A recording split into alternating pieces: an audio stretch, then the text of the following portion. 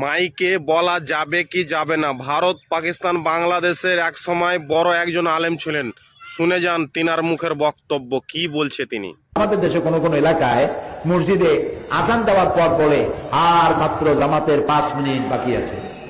এখানে এরকম হয় নাকি? আল্লাহ মাফ করুক, বলেন আমি বিদআত।